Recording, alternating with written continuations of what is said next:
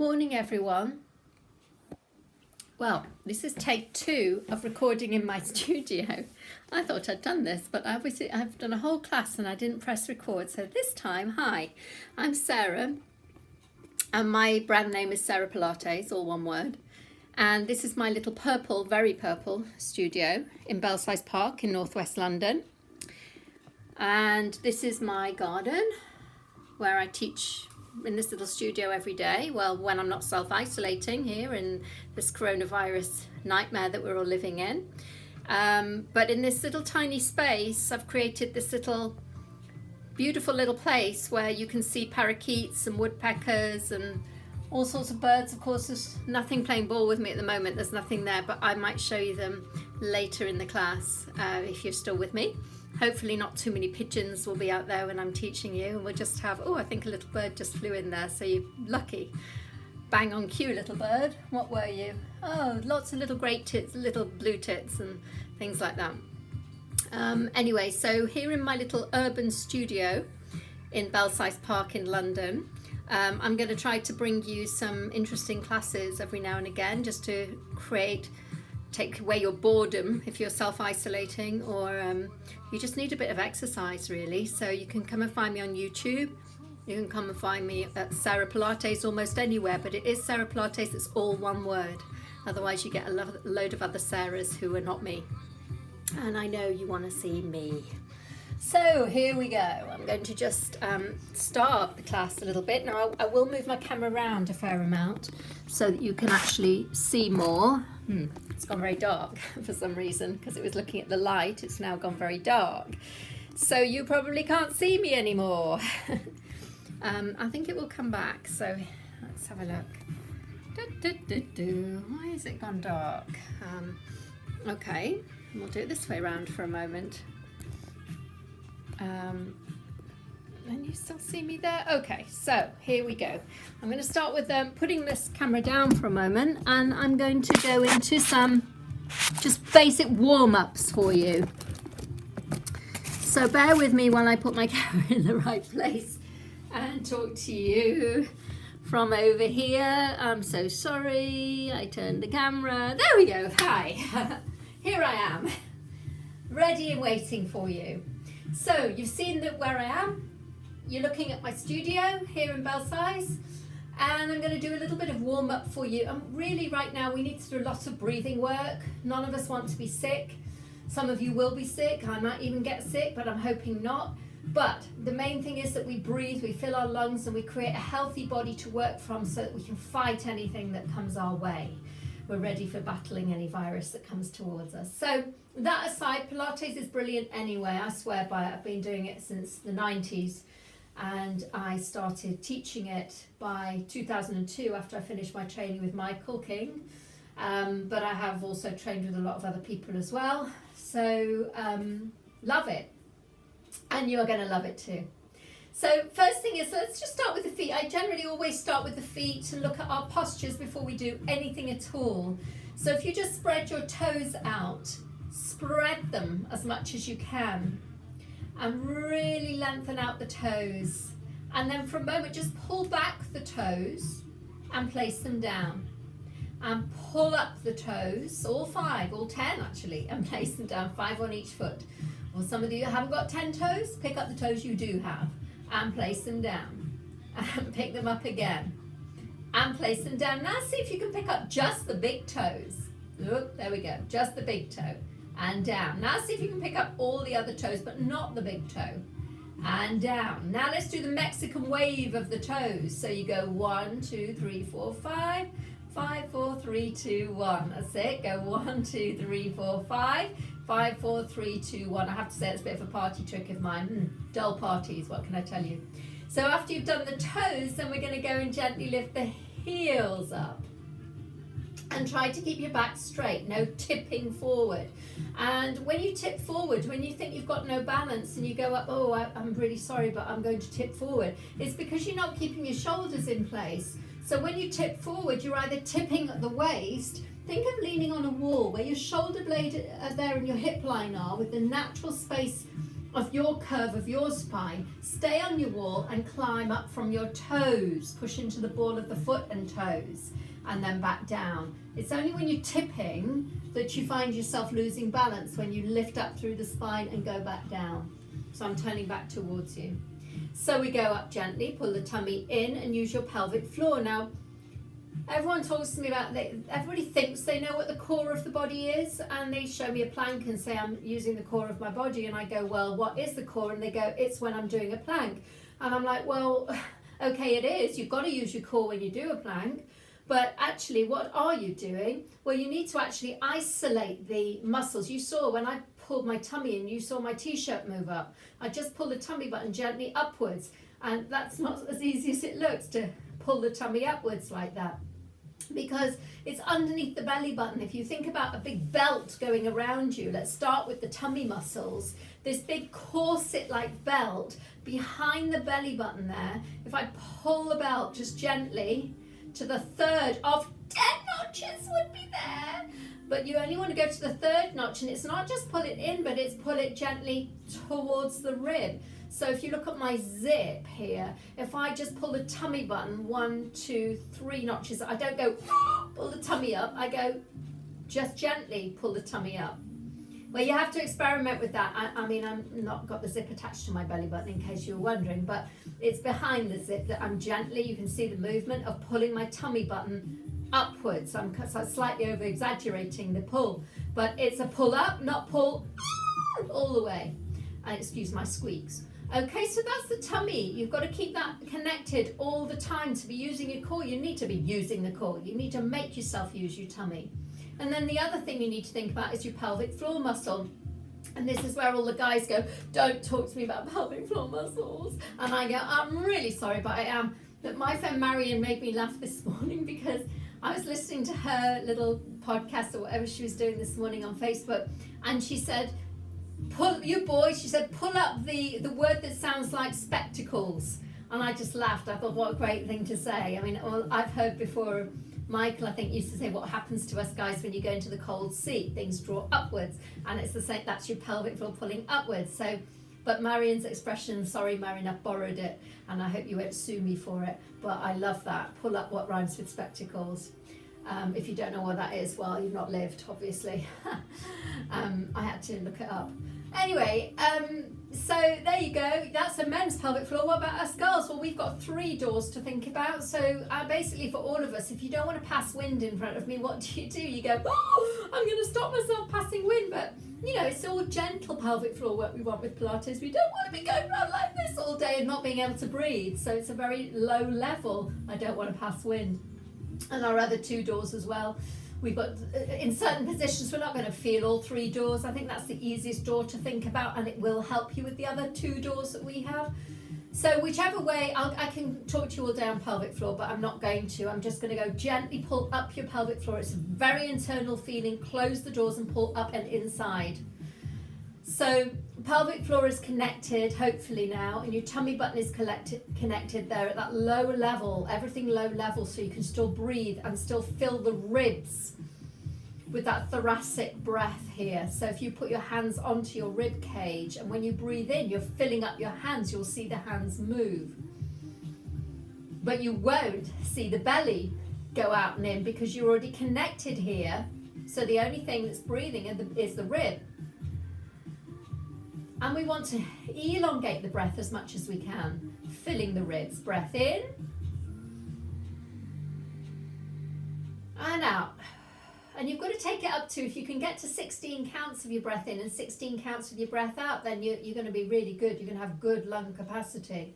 So let's have the arms down by the side and let's do that long breath. So connect your tummy and pelvic floor. Take a nice long breath in as you raise the arms. Breath in, 2, 3, 4, 5, 6, go for 8, 7, 8, and out, 2, 3, 4, 5, 6, 7, breath in for 1, 2, 3, 5, 6, 7, breath out for 8, 7, 6, 5, 4, 3, to 1, and practice that going up to 16 counts if you can in your own time. That would be a good plan for you. So keep the connection of the pelvic floor and tummy, keep the breathing going, and then we'll just circle the shoulders up and around. Just get some mobility in the shoulders. I don't want you lying on the sofa all day long in self-isolation, just watching Netflix. I need you to move. I need you to get up off the floor, off your sofas, and circling your shoulders and standing up a bit and not getting stale in your house. The weather's so nice, just beautiful out there today, but cold. And you need to move, and you need to do a bit of gardening without going and getting backache. So if you keep yourself mobile and supple, you should be fine. And relax the shoulders down. Now we're going to do a little bit of balance work. So what I need you to connect with now is think about this pelvis line here, and I want you to try and think about where the hip bones are, and the hip bones are here, not here. Well, the side of the pelvis is there, but the hip bones themselves, you're going to just shift the weight across to one side and back to center. Shift the weight of the hips across to one side without going up, down. I just want you to go in a straight line across with one hip and center. Go straight across with one hip. So you can see I'm trying to keep that line the same as I go across and back. Cross and back. See where my head is? Same place. Feet are same place. It's like you're going to go park a baby on your hip. Okay, I don't have one to put there, but I'm going to imagine it's there. I have a weird imagination. You'll get that in a minute. So I've got more weight now over on this side of me, and I'm going to keep the weight on that side of me because this leg has now gone very light. So everything on this side is in a straight line. My sit bones are level. Because this leg is light, I can now bring up that leg and not fall over. The line of my sit bones is the same, the line of my hips are the same, and so I can circle my ankle around. 1, 2, 3, 4. As soon as this hip comes up, look what happens. Woo! I'm going to fall over, okay? So you're not going to do that. And then reverse the circle, get the line, keep everything the same, like you're sitting on a chair, but you're not really sitting on a chair. But you imagine you're sitting on a chair. Keep your back up nice and straight. And then we flex the foot and point and flex and point. Tummies in and pelvic floors, remember, don't forget, relax your shoulders. Flex and point. One more time to flex and point and rest the foot back down. Keep the pelvis alignment. Let's go to the other side. So shift the hip across, park the baby on the hip, everything, all your weight is on that side. Shift it a bit more. So this leg becomes light. I've still got the foot down, but it's light. Everything on my supporting side to allow me to lightly pick up this leg. It's a real floaty leg that lifts. It's really, really light. Don't hold it back. Let it go and float it. So I'm still sitting on my sit bones. I'm still lifting up in my spine. Everything is in place. And now I can circle 1, 2, 3. Tummy and pelvic floor. 4, 5, 6. Reverse it round, right round in the ankle. Let's warm up those ankles. Let's really get them mobile. Keep them moving for 6. And then once you've done your 6 circles in 2 directions, you flex. You pull the toes right back, and then you press down with the toes, and then you pull up. You can do your fingers at the same time if you want. And down. I'm going to get interrupted now. And up. And down. One more time. Go up. And down, and then place the foot down. I wasn't interrupted in the end, so that was good. Anyway, so just shake your legs out, because believe it or not, that was quite a bit of work that you just did there. So then we're going to go into our nice roll downs. So roll downs in Pilates, I want you to see my back there as well, and the space and the shape of my back, which I showed you before, that I always talk about the shoulder blade and hip line with the natural space in between. If you end up with your shoulders hunched forward, and it's not a natural position for you to have your shoulders hunched forward, then you've got to really pull up the spine and keep that position that we're going to work from. So I'm going to start you by just dropping your head, and then you roll through towards the midline of your back. The arms are nice and loose. And I'm going to come back up for a moment and just show you where I talk about sometimes having a coat hanger from shoulder to shoulder here. It's like the wire coat hangers, I've got lots of them, but they just go across in a line like that with the hook of it over the top, and the arms are loose like a scarf hanging off those shoulders. Well, if you let this line of your coat hanger cave in, the shoulders are hunching, so you've got to keep this openness of the chest, keep the stretch of that coat hanger when we do our roll downs. Okay, so I'm going back to the side view, and you're going to join me, I hope. Well, you watch first, but you drop the head, you roll through, keeping that coat hanger open with the loose arms hanging off you like a scarf.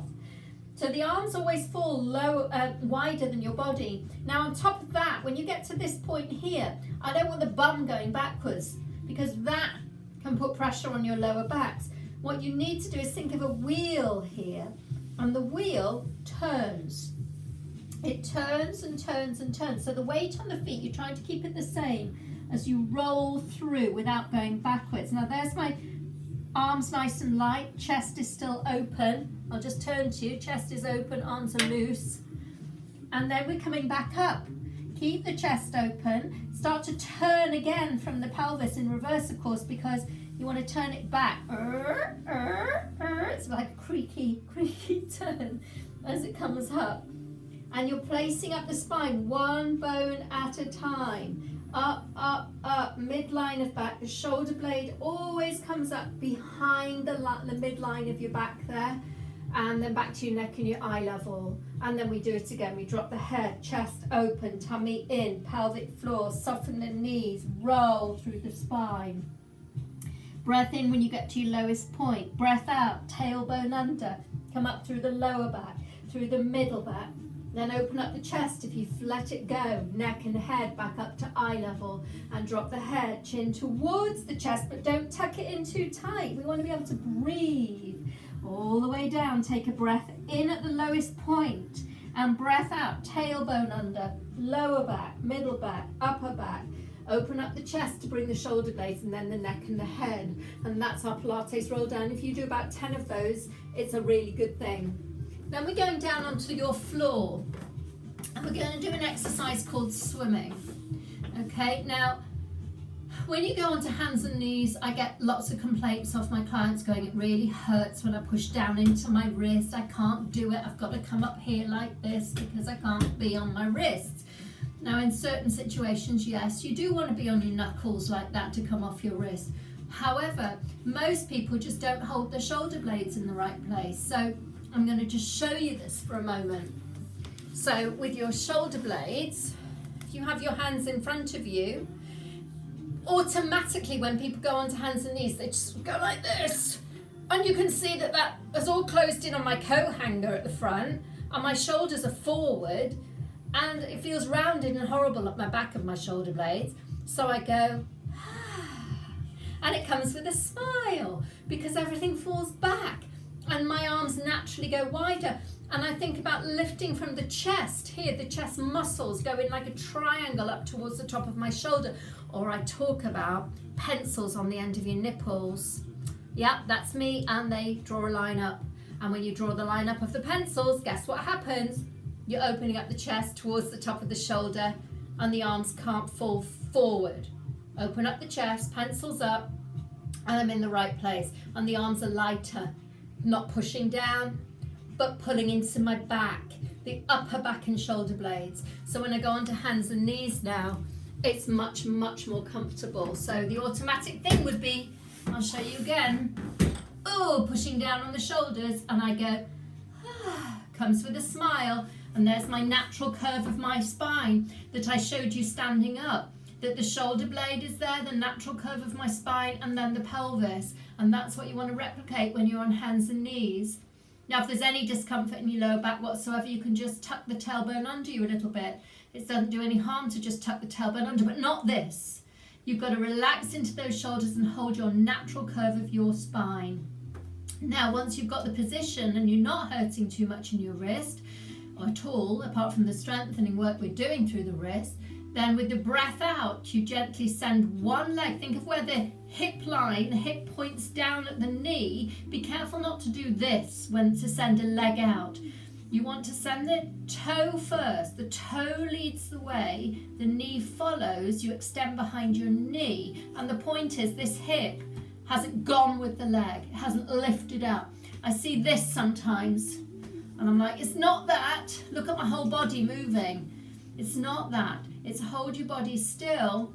The toe follows the knee. Look, now my body is still and I'm really getting a stretch through the back of my leg and the front of my thigh, and then the leg comes back in, and I haven't done this, what I call a rabbit tail bottom shuffle thing. And then for the other leg, shoulders relaxed. If you imagine you've got a pan of boiling water sitting here on your back, don't let it rock and burn you.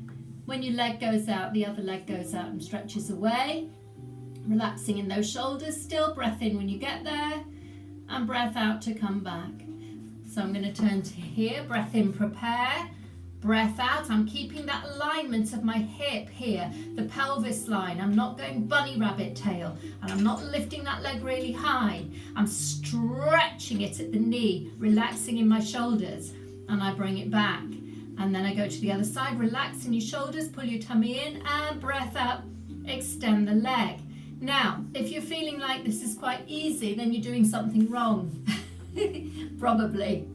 So you want to relax in your shoulders, use your ribs attached to your body, use your tummy. Now let's send one leg out again. As the leg goes out this time, it's going to stay there. And I'm going to add the opposite arm, which you can't see unless I turn around a bit. Okay, I'll turn around a bit without falling off my machine. So I send one leg out, shoulders back, and I float the other arm forward. And then I bring the arm and leg back. I'll show you the other side, shoulders back. I send one leg out, keeping the lightness of the shoulders, the coat hanger line. Chin will be in, it's just I'm looking at you. And then the arm floats forward. So this openness of the chest holds your balance when the arm and leg go out. This is stomach work. So just seeing this standing up in this position, when the arm reaches, if you do this, or this, you can see the body moving. If I get my coat hanger again, relax into the shoulders and move an arm, look at the difference in the positioning of my head and chest when I reach the arm, as opposed to reach the arm. So from the armpit to the hip, it's like it's got a seat belt. Click, holds together when I reach the arm. So it's a reach of arm. So it's important to keep that connection. All of the Pilates work, it's about keeping your torso nice and strong, all this area together when we're doing these exercises. Now let's see if I can lie down without moving my camera so you can see what we're doing. I'm listening to the birds out there. I'm dying to show you a parakeet. Oh, I've got a jay out there now. Hi, Jay. That's big and blue and beautiful in my garden. Oh, you would never believe this was London, I can tell you. Gorgeous out there. Anyway, isolated in London doing Pilates. So we're going to our natural curve. I think you can probably just about see my back there, which is the most important thing. I hope you can still hear me, but I am very loud. So your natural curve of your spine is not a tilted position. It's not that. The natural curve of your spine is when you're doing nothing. So you want to have your back in its neutral when we're doing this exercise. Now we're going to go up into a shoulder bridge. So relax completely and feel, I'm moving that arm for a minute so you can see the space and shape of my back. So relax and feel the natural curve of your spine, and let's start with a gentle pelvic tilt and back to neutral. A pelvic tilt and back to neutral. A pelvic tilt and back to neutral. And then we're going to tilt the pelvis. You'll feel your lower back into the mat. And then I want you to think about the sit bones here pushing towards your ankles as you lift your bottom up. So they go away from you to stretch your vertebrae as you go into your shoulder bridge, and a breath to come back down. So I'll move my arm away again, so hopefully you can see that again. You tilt the pelvis, you push your sit bones towards your ankles, hold the rib down as you lift your bum up, and a breath to come back down. Breath in, prepare, push down through your toes, breath out, lift the back up. Take a breath in when you get there, and breath out to come down. Now you can add arms to this if you wish. It's a breath out to go up, breath in with the arms, but keep your shoulder blades. Remember I talked about the armpit towards the hip. Keep it connected as the arms go back. So shoulders are down. Bring your spine down, and then the arms at the end. So it's breath out to go up, breath in for arms, breath out to come down, breath in for arms. And that's your basic shoulder bridge. So we've done quite a few bits and pieces there in 25 minutes. I haven't been able to show you a parakeet yet, which I would have liked to have done. But I'll do some more of this. If you want to watch some more of this, just feed back to me, please, and let me know how you're getting on with it. So that's the first introduction to a little bit of basic Pilates with me, Sarahpilates, at Sarahpilates in Belsize Park in London. And next weekend I was supposed to be in Mallorca on my Pilates retreat with some clients, and I won't be going now, of course, because we've all been grounded. Stay safe, everybody, and I'm hoping that I can do more with you. I'll record some more, or you can come to some of my online classes if you want to. Just contact me, sarah@sarahpilates.com, and I will get back to you. And just before I go, you can have another last look at how lovely it is in London this morning, and hopefully you'll see a little bit of nature and wildlife out there. Or just a little bit, nobody's performing out there, the birds aren't there, but I can sort of hear them around in the distance. But thank you very much, hope you join me again, and look out for me. And this is me signing off. Bye for now.